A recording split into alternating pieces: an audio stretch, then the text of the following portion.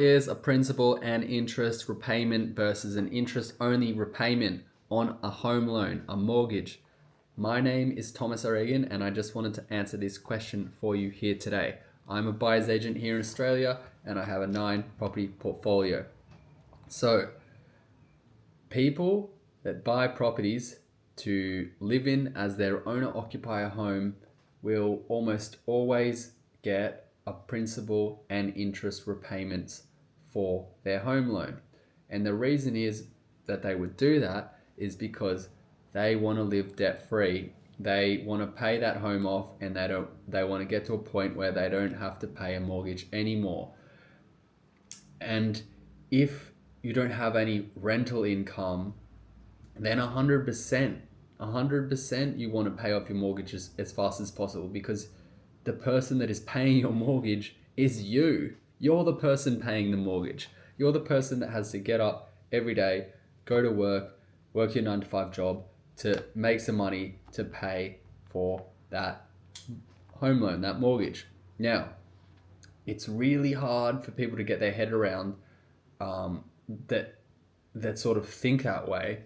Why on earth would I pay an interest only loan? Why would I get a mortgage that is interest only? I'm not even paying the principal down. I'm gonna have the mortgage forever. But the reality is,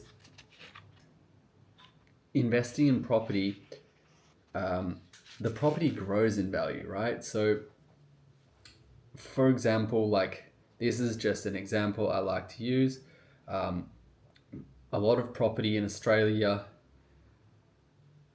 growing at around a 7% annual rate per year, 7% growth.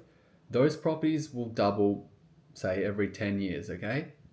So let's say you bought a property and you're paying interest only on it, just for argument's sake, for 10 years. And after the 10-year period, that property doubles. And let's, for argument's sake, just say the property was $1 million. Now the property is worth $2 million. The whole time you've paid interest only. As an investor, you have tenants. They pay the rent. The rent pays for the mortgage. If you do it right, if you invest right, you don't pay the mortgage. The tenant pays the mortgage. That's called a cash flow positive property. And to be cash flow positive, the rent has to cover all the other expenses as well. Anyways, so you hold this property for 10 years. You don't pay a cent out of your own money to hold it, except for the purchase cost, obviously, the deposit to buy the thing. And then after 10 years, the $1 million property went to $2 million. Now, you have an option here. What do? You can either start paying principal and interest. You can either start paying down the mortgage from the excess of rent that is coming in, because the thing about rent is it's inflatable, right? So the rent's going to be higher. You can either start doing it like that, or you can just choose to maybe sell the property and pay the $1 million of debt out and keep $1 million of cash that you made from holding the property through a 10-year growth cycle. Now, that doesn't sound too exciting, but when you're investing, like, you want to get, I guess if you're a savvy investor, you understand that you want to get as many properties as you possibly can, right? So you don't want to have one property, you want to have two, you want to have lots of property, you want to get as many properties as you can. So say you get like 5 properties and all the properties are worth $1 million each, and you hold them for a 10-year period. And what happens after a 10-year period, as we just discussed, the property doubles, right? So if your 5 properties go from $5 million with a $5 million loan to $10 million with a $5 million loan, right? So what do you do then? You can either sell half the properties and then just reduce your loan to half, and then use all the excess cash flow that you'll be getting from having reduced debt on your properties to pay those properties off, and then eventually have whatever properties you've got left, 2 or 3.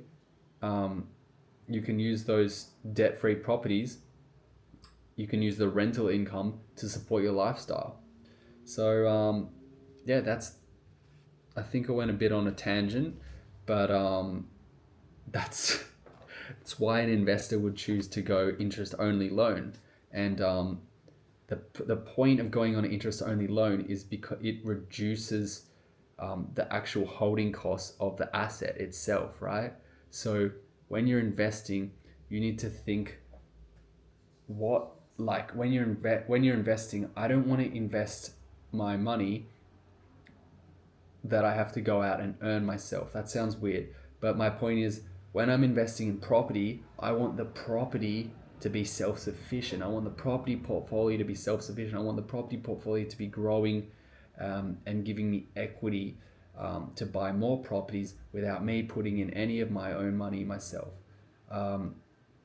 So if that means I have to go interest only to preserve cash flow, and I mean my personal cash flow from that I have to go out and earn, I don't want to use that income to support the property portfolio. If I had to like if I had the choice of interest only or principal and interest, and I could go principal and interest, and the rent still covers all the expenses, yeah, sure, I might do that. But if I had to choose between interest only and principal and interest, and the difference is that I would have to go to work and make money to support the property portfolio, I wouldn't do it. I don't want to work to build a property portfolio. I just want the property portfolio to build over there on its own, without me having to do a 9 to 5 job to do that. Anyway, guys, hopefully that helped. See ya.